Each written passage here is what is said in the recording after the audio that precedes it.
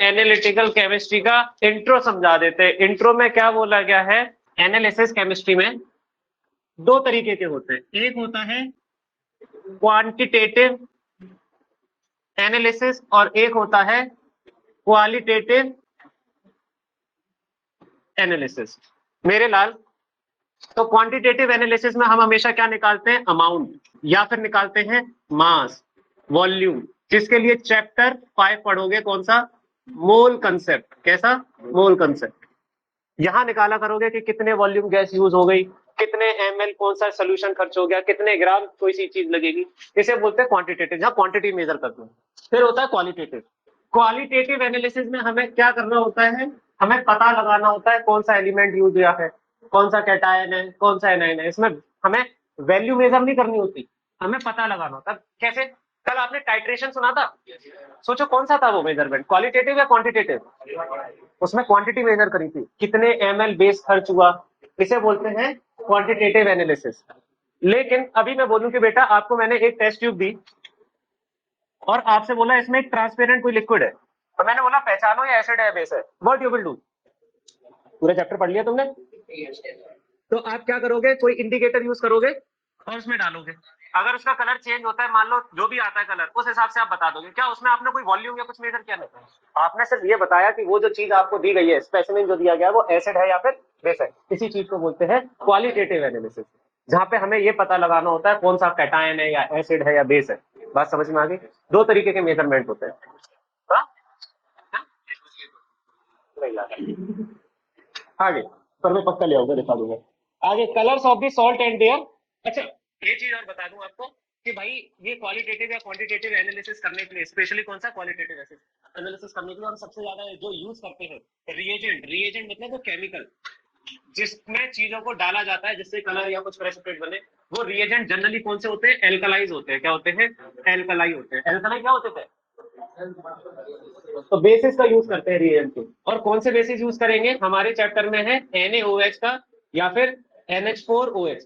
इन दो बेसिस का यूज करेंगे, क्योंकि मेटल के, सुनेंगे, मेटल के हाइड्रो ऑक्साइड जनरली कलर्ड होते हैं। क्या होते हैं, जनरली कलर्ड होते हैं। ठीक है, तो भाई रिएक्शन कराएंगे बेस से, जिससे हाइड्रो ऑक्साइड बनेगा, और उनका कलर देख के पहचान लेंगे कि कौन सी चीज है। अभी एग्जांपल से अच्छे से और क्लियर होगा कि मैं क्या कहना चाह रहा हूँ। बढ़ते हैं आगे। अब हमारे पास बोला गया है coloured of the salts and their solution. Book देखते जाओ साथ के साथ। बोला गया है जो रिप्रेजेंटेटिव एलिमेंट्स होते हैं, रिप्रेजेंटेटिव याद है, ग्रुप 1 to 13 से लेकर 17, ये सारे कलरलेस होते हैं जनरली। कैसे होते हैं, कलरलेस, मतलब इनके कैटायन कलरलेस होते हैं।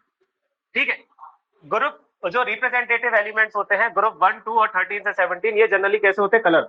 जबकि जो ट्रांजिशन एलिमेंट्स होते हैं, ट्रांजिशन क्या होते थे बच्चों, ग्रुप 3 to 12, याद है ब्रिज में आते थे बीच में, वो ज्यादातर कैसे होते हैं, कलर्ड होते हैं। ज्यादातर कैसे होते हैं, कलर्ड होते थे।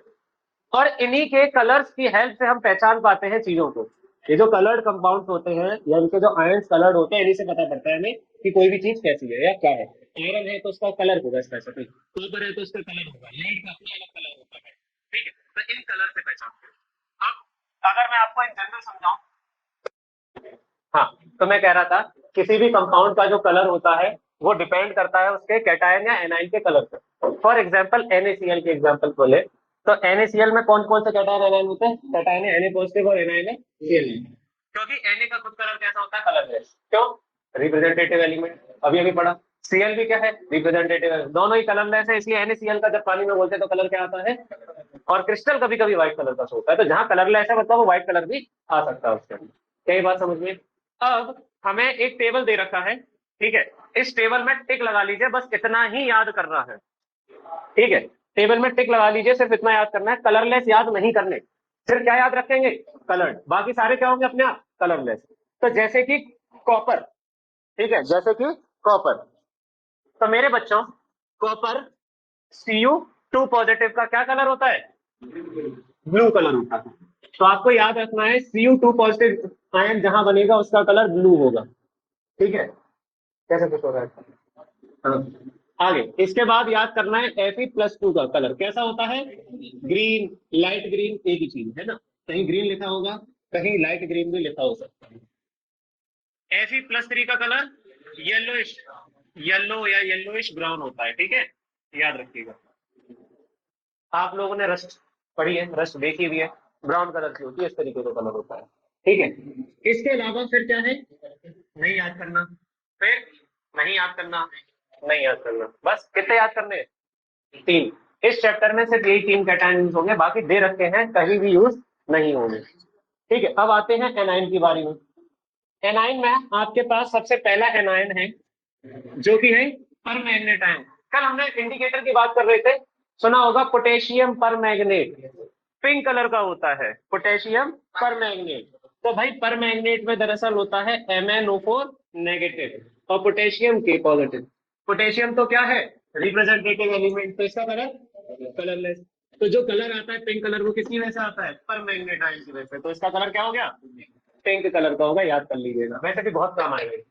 आगे एक और है आपके पास डाइक्रोमेट, और डाइक्रोमेट क्या है, Cr2O7 2 नेगेटिव, किस कलर का होता है, ऑरेंज। तो आपने वो पढ़ा है मिथाइल ऑरेंज, दरअसल उसमें यही होता है डाइक्रोमेट आयन, क्या होता है उसमें, डाइक्रोमेट आयन। ये डाइक्रोमेट आयन की वजह से वो किस कलर का होता है, ऑरेंज कलर का होता है। तीसरा है क्रोमेट आयन, यूज नहीं होगा, यूज नहीं होगा, तो सिर्फ ये दो याद करने और ये तीन याद करने, कितना आसान हो गया केमिस्ट्री।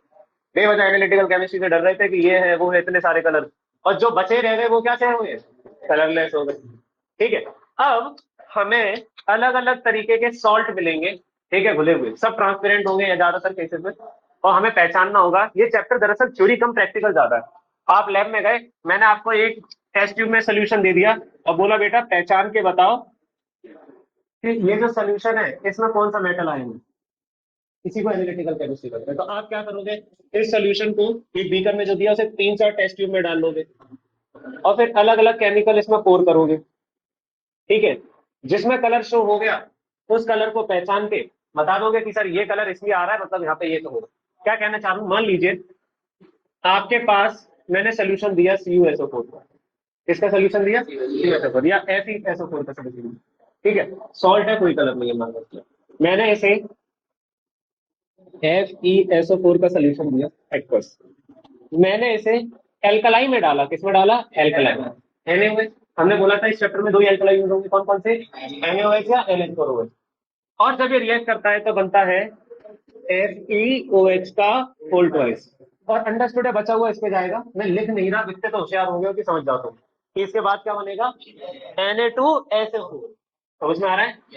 तो सर FeOH में क्या आ रहा है, Fe का कलर क्या होता है, ग्रीन। तो ये जो प्रेसिपिटेट बन जाएगा, कल हमने पहले भी याद करा था इससे पहले वाले चैप्टर में, आयरन, कॉपर, लेड, इन सबके जो हाइड्रो ऑक्साइड होते हैं वो प्रेसिपिटेट के फॉर्म में होते हैं, किसके फॉर्म में होते हैं, ये प्रेसिपिटेट दिखेगा हमें टेस्ट ट्यूब में, तो टेस्ट ट्यूब में हमें ये अलग से तैरता हुआ दिखाई देगा, जिसका कलर होगा डर्टी ग्रीन। कैसा कलर होगा, डर्टी।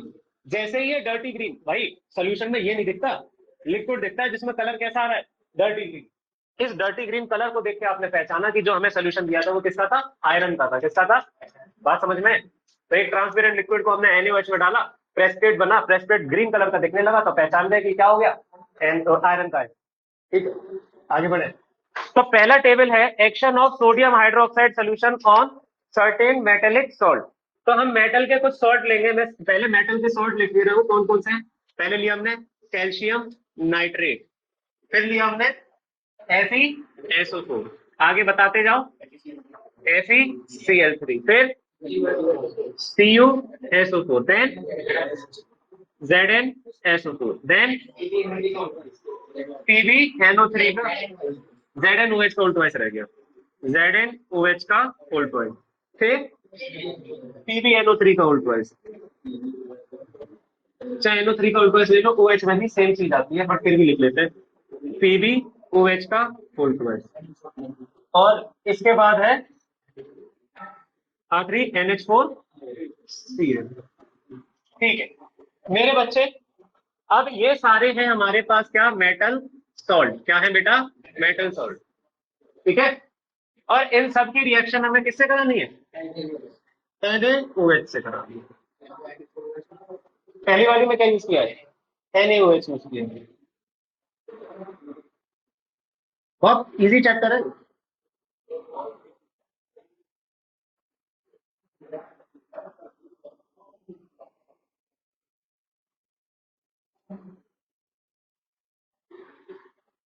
ठीक है सर, NaOH से रिएक्शन कराएं, सोचो क्या बनेगा। भाड़ में जान दो बाकी सब कलर वलर अभी हम नहीं पढ़ रहे, हम बस ये देखते हैं कि बनेगा क्या, रिएक्शन देख लेते हैं। ये सर जाएगा, ये कौन सी रिएक्शन है? डबल डिस्प्लेसमेंट या डबल डिकम्पोजिशन जिसे कहते हैं। सिंपल लॉजिक है। सॉल्ट लिए, तो सॉल्ट कैसे लिए, जैसे मान ले लैब में गया, इमेजिन कर तू लैब में गया, टेस्ट ट्यूब में टीचर ने कई सारे सॉल्ट दे रखे हैं, तो एक जगह इसका सॉल्ट है, इसका सॉल्ट है, इसका सॉल्ट है, इन सबके सॉल्ट दे रखे हैं।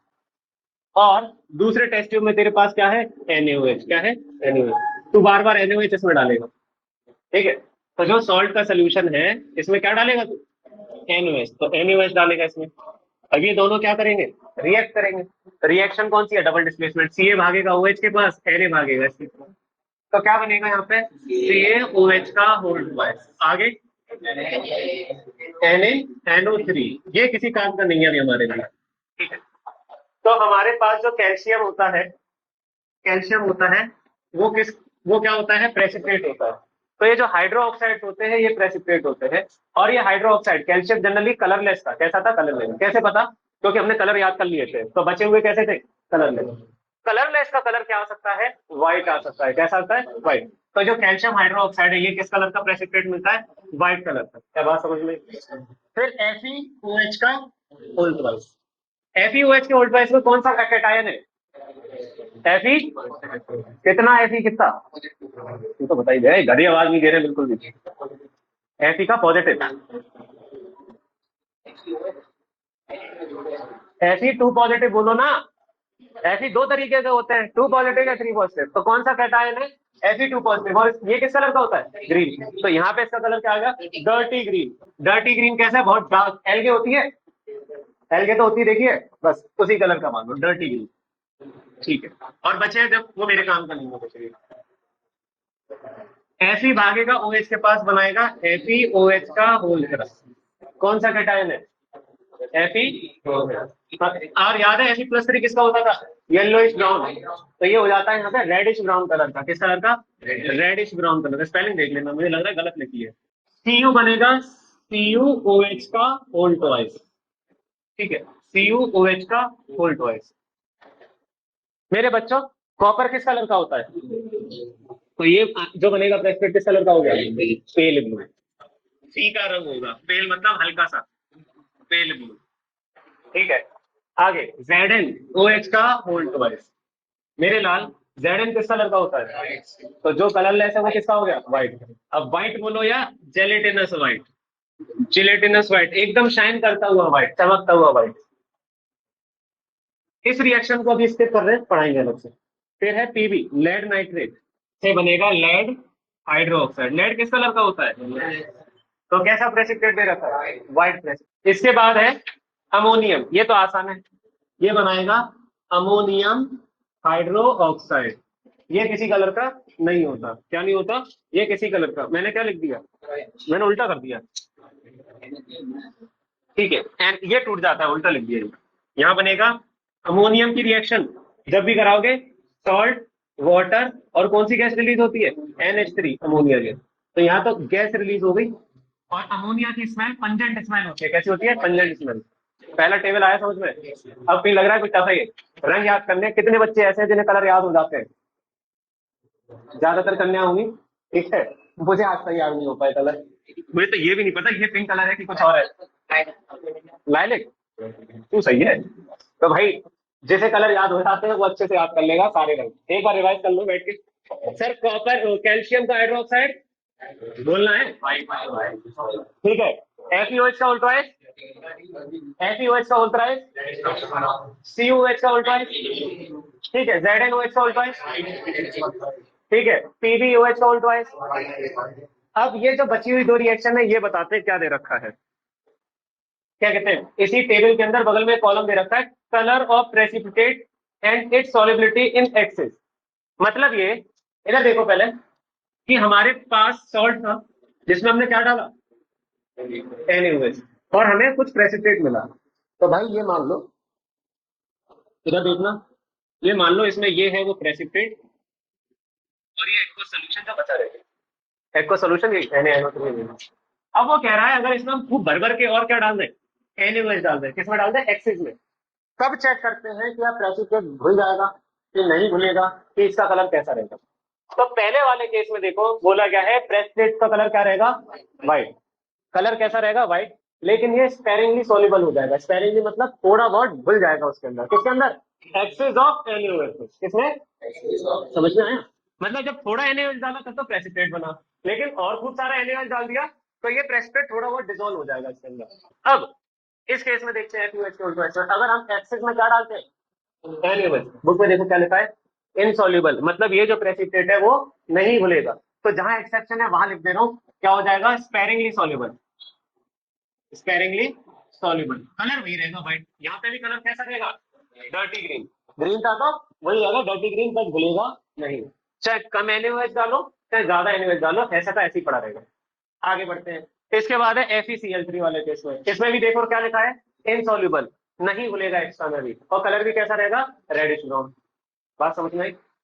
कॉपर वाले में देखते हैं, कॉपर वाला भी इनसॉल्युबल और इनसॉल्युबल है तो कलर भी कैसा रहा, वही पेल ब्लू कलर का रहेगा। जिंक वाले में देखते हैं, घुल जाएगा। जिंक वाला क्या हो जाएगा, घुल जाएगा। तो ये याद कर लेना अलग से बस, सॉल्युबल और कलर कैसा रहेगा, जेलेटिनस व्हाइट। एसिड डिसॉल्व हो जाएगा, मिक्स होगा, पर सॉल्यूशन का कलर कैसा रहेगा, वैसा का वैसा ही रहेगा। और अगला है लेड का। लेड में भी अगर एक्स्ट्रा में क्या डालते हो आप, तो ये भी क्या हो जाएगा, सॉल्युबल हो जाएगा, पर कलर कैसा रहेगा, व्हाइट या चौकी व्हाइट। ठीक है, क्या हुआ भाई, है तो है, क्या इसमें क्या बताऊं, तो आयन से कलर का नाम थोड़ा बहुत ऊपर नीचे हो जाता है, वो होता तो व्हाइट या चौक भी। ठीक है, आगे बढ़ते हैं। अब इसमें ये दो रिएक्शन और बताओ, ये क्या दे रखते हो, बोला गया है अगर आप, याद है आपको, Zn और लेड और एल्यूमिनियम, ये तीन के हाइड्रोक्साइड किस नेचर के होते थे, एम्फोटेरिक नेचर के। तो अब अलग से लिख रहा हूं इस रिएक्शन को, देखिएगा। जिंक का हाइड्रोक्साइड अगर एक्सेस ऑफ NaOH से रिएक्ट करता है, तो now this behaves as base. बेटा आप एब्सेंट की सुनिएगा, ये बेस है और जिंक का हाइड्रोक्साइड बिहेव करेगा एज अ एसिड, और एसिड और बेस गेट्स, तो यहां पे बनेगा सोडियम जिंकेट, Na2ZnO2, ZnO2, और साथ में वाटर। क्या लॉजिक समझ में। सिमिलरली लेड हाइड्रोक्साइड भी किस नेचर का है, एम्फोटेरिक। एम्फोटेरिक वो होते हैं जो एसिड और बेस दोनों से रिएक्ट करते हैं।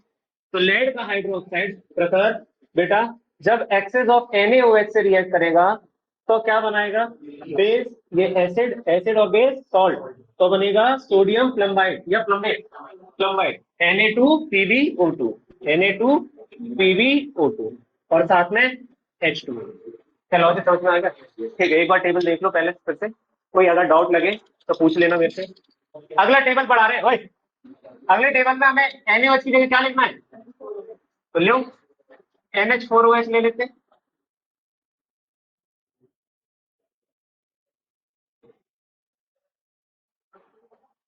थोड़ा बहुत ही चेंज आएगा, बाकी सारी चीजें वही रहेंगी। तो यहां से याद रखना है कि सर कैल्शियम NH4OH से रिएक्शन नहीं करता है। कैल्शियम सिर्फ और सिर्फ किससे रिएक्शन करता है, NaOH से, NH4 से रिएक्शन नहीं करता है। जो टेबल बना के भेजूंगा उसमें अच्छे से सब होगा। आगे, अब Fe में क्या बनेगा, FeOH का होल ट्वाइस बन रहा है क्या, कलर क्या है, वही कलर है। आगे बढ़ते हैं, FeCl3 में क्या बनेगा, FeOH का होल ट्वाइस। कलर कैसा है वो, किताब से देखना कैसा है, वही कलर है। CuSO4 क्या बनाएगा, CuH का होल ट्वाइस। कलर देखो क्या है, पेल ब्लू, वही कलर है। बेटा FeCl3 ले लो, चाहे FeSO4 का होल थ्राइस ले लो, यहां से भी क्या बनेगा, ये, और NH4 के पास क्या जाए, प्रोडक्ट में ये वाला पार्ट जो है दूसरा, बस वो चेंज होगा, प्रेसिपिटेट वही बनेगा। आगे इसके बाद CuSO4 हो गया था, तो जिंक की बात करते हैं। ZnSO4 रिएक्ट करेगा NH4OH से, प्रेसिपिटेट क्या बनेगा, ZnOH का होल ट्वाइस। कलर क्या है, व्हाइट। किताब में देखो तो Pb में देखो NO3 का होल ट्वाइस रिएक्ट करके क्या बनाएगा, PbOH का होल ट्वाइस। कलर क्या है, व्हाइट। अच्छा, अब ये तो इससे रिएक्ट नहीं करेगा, यहाँ पे भी ये कैटायन है, यहाँ पे भी ये कैटायन है, तो इसकी तो कोई खास रिएक्शन होगी नहीं। अब बचा सर एक्सेस में अगर रिएक्शन हो तब क्या हो, तो अगर NaOH की जगह NH4OH एक्सेस में डाल दिया जाए इसके अंदर, फिर क्या होगा, यहाँ तो रिएक्शन ही नहीं हो रही थी तो कोई मतलब ही नहीं है एक्सेस का। इस वाले में देखो एक्सेस में डालोगे तो क्या होगा, इनसॉल्युबल। कैसा रहेगा, इनसॉल्युबल। पहले भी कैसा था, इनसॉल्युबल, तो कलर भी वही बनेगा, डर्टी ग्रीन। FeOH का उल्ट्राइज देखो कैसा रहेगा, इनसॉल्युबल, पहले भी कैसा था, इनसॉल्युबल, तो कलर रहेगा डर्टी रेडिश ब्राउन। COH के उल्टोएच को देखो, यहाँ पे ये क्या हो जाता है, सॉल्युबल। तो इस केस में स्पेशल याद रखना भाई, प्रोफेसर सुन, CuOH के होल्टोएच वाले सोल्यूशन में अगर एक्सिस में NH4 क्या डालते हो, NaOH, अगर एक्सिस में NaOH डालते हो तो ये रहता था इनसॉल्युबल, लेकिन अगर एक्सिस में NH4OH डालते हो तो यहाँ पे चेंज आ जाता है और ये क्या हो जाता है, सॉल्युबल। और कलर कैसा है, तो ये पेल ब्लू से कलर हो गया डीप ब्लू। ठीक है, तो कुछ कुछ चेंजेस आएंगे, बाकी सब वैसा सही रहेगा। आगे Zn वाली कहानी देखो कैसा रहेगा, सॉल्युबल, पहले भी कैसा था, सॉल्युबल, तो कोई चेंज नहीं। और जो पहले कलर कैसा था, व्हाइट जेनेटिक, वही बना रहेगा, देखते जाओ किताब पे। आगे बढ़ते हैं, लेड वाली कहानी देखो, पहले भी कैसा था, पहले कैसा था, सॉल्युबल, अब क्या हो गया सर, तो यहाँ पे अलग से याद रखेंगे कि सर एक्सिस में अगर हम क्या डालते हैं, NaOH, तब तो था ये सॉल्युबल, कैसा था, सॉल्युबल। लेकिन सर अगर एक्सिस में NH4OH डालते हैं तो हो जाएगा ये इनसॉल्युबल, क्या हो जाएगा, इनसॉल्युबल। और जब इनसॉल्युबल होगा तो कलर वही रहेगा, पर सॉल्युबल में कलर थोड़ा सा चेंज हो जाता था। तो इनसॉल्युबल में तो कैसा कलर है, चौकी व्हाइट, और उसमें भी कैसा था पहले भी, चौकी व्हाइट, तो बात ही खत्म हो गई। तो ये पहले दो पेज समझ में आ गए। अब इसमें एक लाइन और रहेगी एक्स्ट्रा, ये जो बीच बीच में रिएक्शन थे, याद है, तो यहाँ पे कॉम्प्लेक्स सॉल्ट बनता है, क्या बनता है, कॉम्प्लेक्स सॉल्ट। कॉम्प्लेक्स सॉल्ट हमारे सिलेबस में तो है नहीं, पढ़े थे अभी सॉल्ट चैप्टर, उसमें से तीन ही सॉल्ट थे, मिक्स सॉल्ट, एसिड सॉल्ट और बेसिक सॉल्ट। कॉम्प्लेक्स सॉल्ट क्या होते हैं, ऐसे ब्रैकेट में लगा होता है, कोई मेटल होगा, इसके साथ कोई चीज लगी होगी और ब्रैकेट के बाहर भी कुछ लगा होगा। तो बोला गया है कि सर अगर हम क्या कराते हैं, CuOH के होल्ट वाइस में, या Zn वाला केस अभी ले लेते, ये ले लेते हैं, ZnOH के होल्ट वाइस में क्या लगाते हैं, एक्सिस में क्या डालते हैं, NH4OH। अच्छा इधर और क्या बनना था, NH4SO4, NH4 का होल्टवाइज SO4, क्या ये बात समझ में आई सबको, NH4 का होल्टवाइज SO4 और बनना था। तो ये सोल्यूशन में पड़ा हुआ है, NH4 का होल्टवाइज SO4। इसके अंदर अगर क्या डालते हैं हम, NH4OH एक्सिस में, तो ये रिएक्ट करके एक कॉम्प्लेक्स सॉल्ट बना लेता है। और ये कैसा रहेगा, हमारे पास मेटल कौन सा है, Zn, तो Zn NH3 का होल्टवाइज, और ब्रैकेट के बाद SO4, ये रखना पड़ेगा, होल्टवाइज है क्या है?